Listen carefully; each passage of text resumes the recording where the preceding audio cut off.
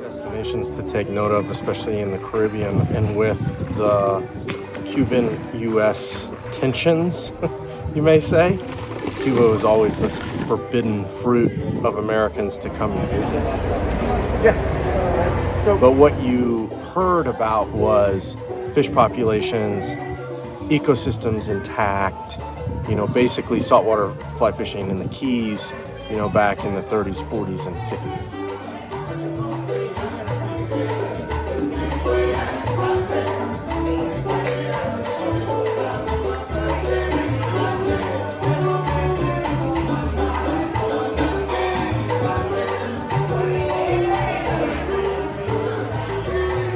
Ay, viva Cuba, viva. Ah, no, que también me dijeron dónde está. Que vio ayer un tiempo.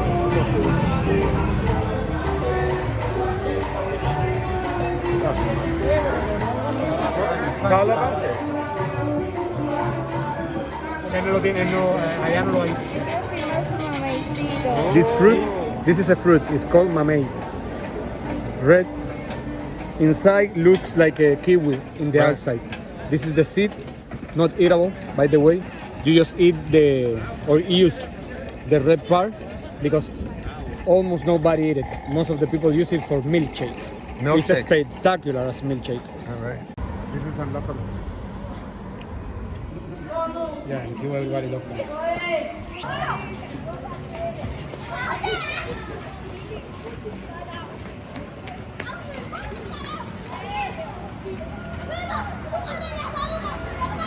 We are at Cathedral Square. That's the cathedral in Old Havana. In Old Havana, yeah. We are in the heart of Old Havana. All the towns, the Spanish town, but that time were built like this. A main square, a church very near to the square, mostly in one of the corners, and then the rest were government buildings, important government buildings. It was restored with basketball. This is from the original one. It has been remodeled, but the original one is from the Spanish time, from the colony time. No one is still a kid, but it's very weird, like really, really extremely weird. Someone kidnapped a kid. The dancers. Yeah, in Cuba everybody loves them.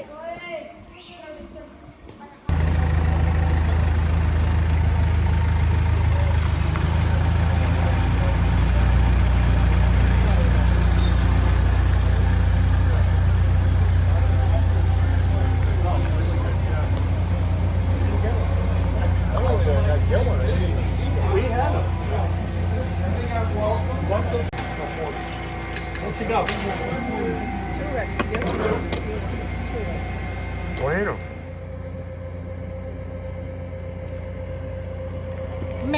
Melky's the cruise director. Yes. Thank you.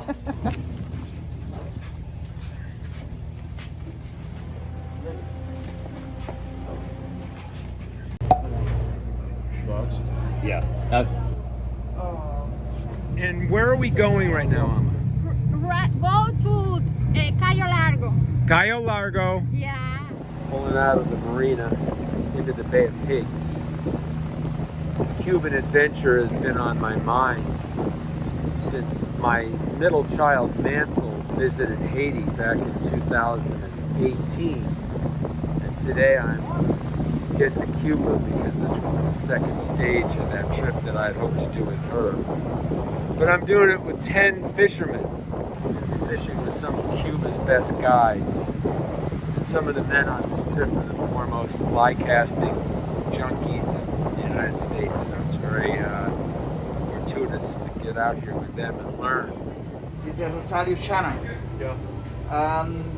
Fire ski.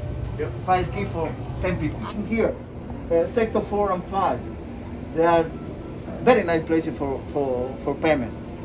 But when you're fishing here in Cantile, just small places for payment because it's a big lagoon, but it's many channels.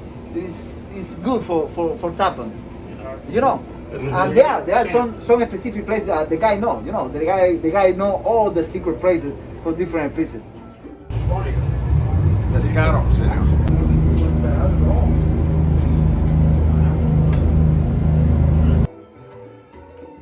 Good morning. We're in a new position. They've moved the boat about 30 miles yesterday. It's a truly remarkable environment in that it hasn't been hammered by man's hand.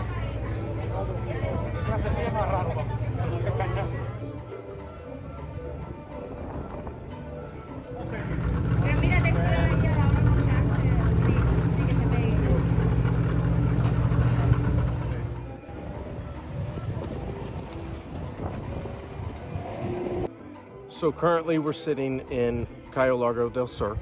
It's a easterly archipelago that branches off of Isla de Juventud.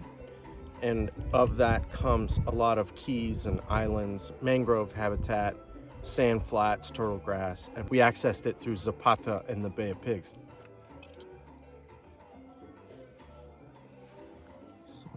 Yeah, this is good. In my opinion, the Cubans are some of the most fun people to be around. They have a very vibrant culture, you know, that's sort of a melting pot of different cultures of the Caribbean, as well as, you know, other areas of Central America. So in essence, the Cubans and us are pretty similar. You know, the United States was formed as a melting pot of cultures and people, and Cuba is really similar.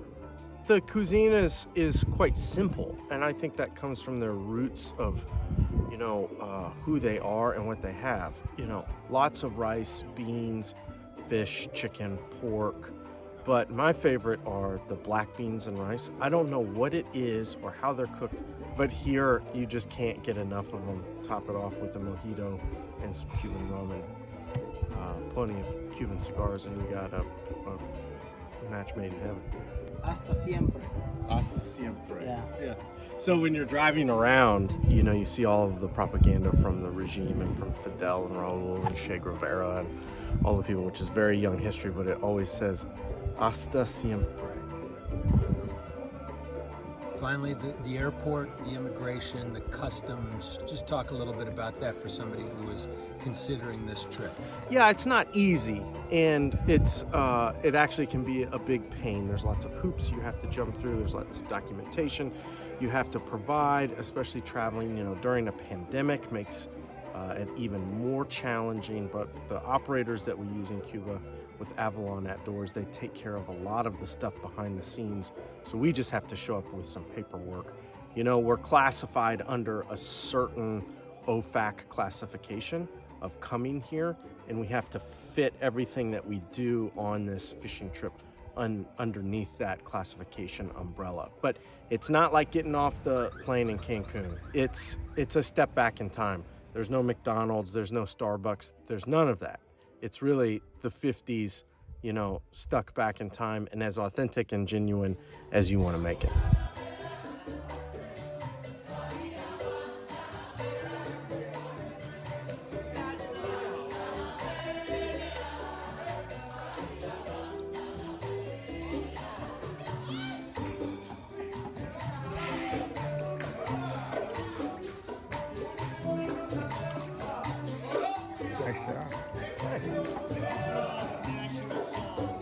We have 5 guides, 5 skiffs, 10 fishermen.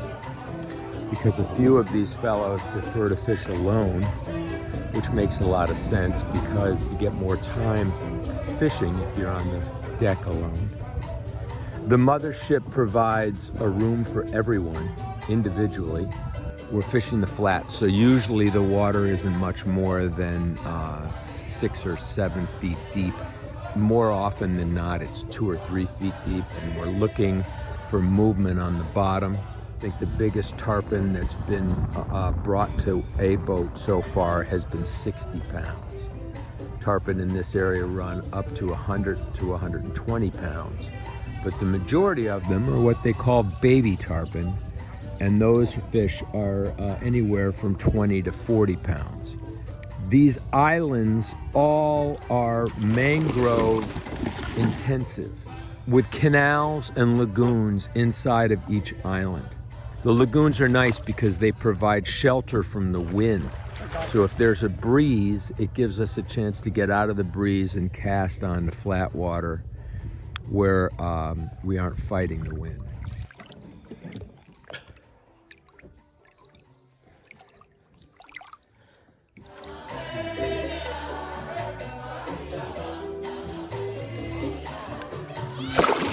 Nice.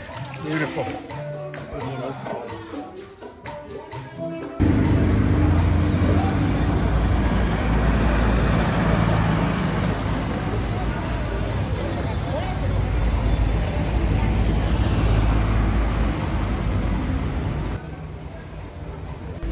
Pero en plancha le hacen el ají, ¿cómo lo cocinan? ¿Sabes? ¿Puedes preguntarle? Sí, cómo no. Gracias. It's only oil, garlic, and onion. Yeah. They, you know. Gracias. Sí, este es el plato. Este es el mismo. Octopus. Si no te molestia, ¿nos puedes explicar qué es lo que tienen? Salsa inglesa y zumo de limón. Salsa inglesa y zumo de limón solamente. Beautiful.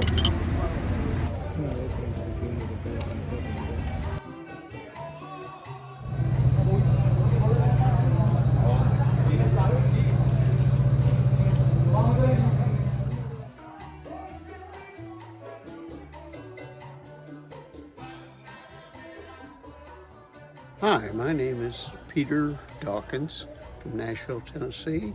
I use a funny little shrimp-like pattern that's nicknamed gotcha, and it looks like a shrimp going through the water, which is the primary feed of the bonefish, which is a very athletic fish and really can be exciting to catch. The big fish is the tarpon. Believe it or not, the famous lure is actually referred to as a peanut butter style lure, in that it has either black and purple or some two-color, like a peanut butter sandwich, look to it. But the tarpon is a large sporting fish, and on a fly rod, I would have to say my fishing partner and I consider the tarpon's approach to a fly the most violent attack on a fly that we've seen out of any game fish.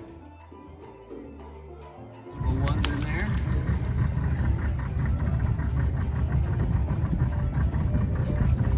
Haces nudos perfecto. Oh, thank you. Very nice. This is for Tampo. Beautiful blood knot.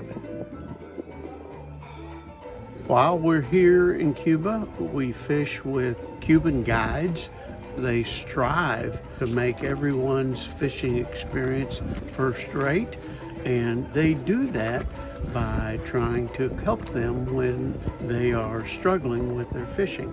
I think the Cuban guides are exceptional. They take great pride in having the occupation of being a fishing guide.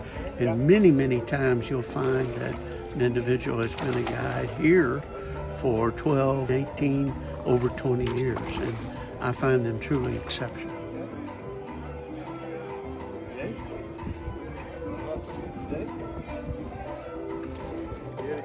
Oh, fuck! Yes, okay?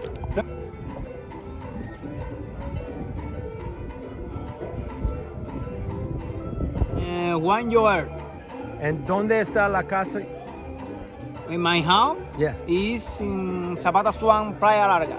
Playa Larga. Yeah, Cuba. Keep Oh, you got testing the your line. line. Test the line, test the line. Yeah.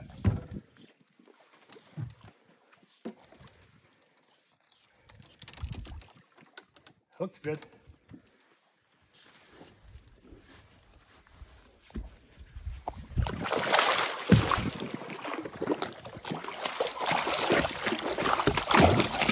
Oh, Okay. fuck. Yes, we got it. You touched the leader. It's okay. I'm sorry. I've caught a lot. It's okay. I've caught plenty.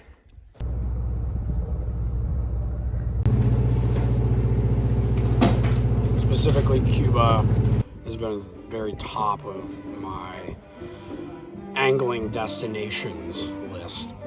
Biggest island in the Caribbean. So it's basically the size of Florida. and it has coastline around it. It's just been very well protected and very well controlled in the modern world. And stoked to be here, and it hasn't, you know, everything I've seen thus far has confirmed all the reputation, and it's living up to every ounce of the hype.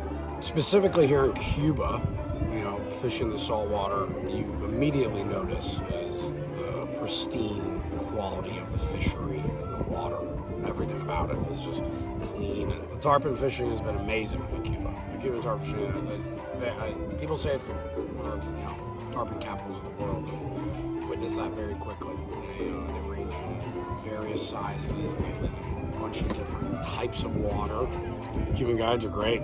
Very, very intimate knowledge of their surroundings. Very good at positioning the angler relative to the fish. Wow. Good job, man. All right, tarpon number 2 in the deep mangroves. It was a quick, fast dance, kind of like a cha-cha here in Cuba. All right, baby, let's let this thing go.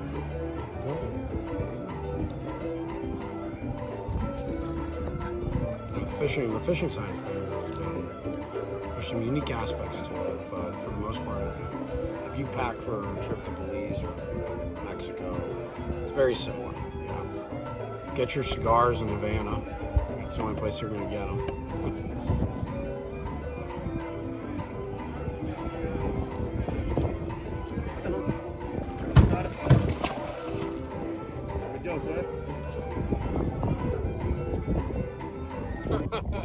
There we go.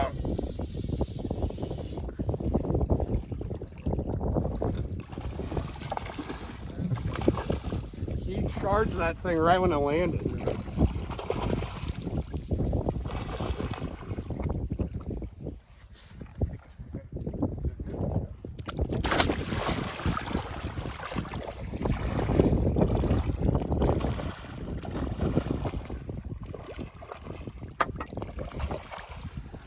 That's hard bottom, we can get out.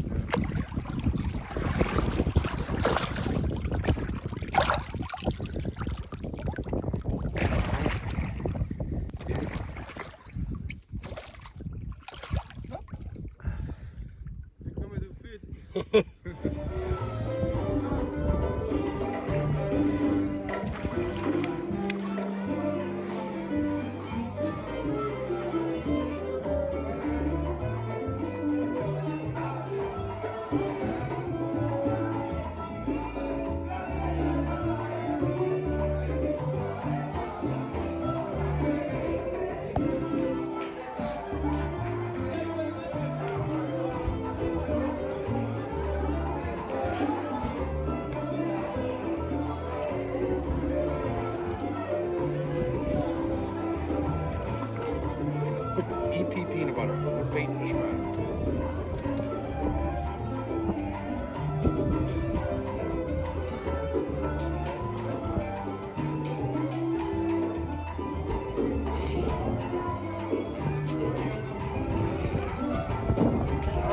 Oh, look at that.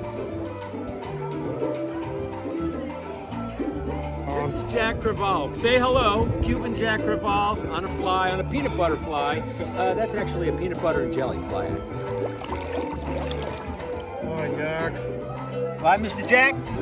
Happy Jack. That's Happy Jack right there, baby. All right, guys. Yeah, nice job. Good job. Thanks, brother.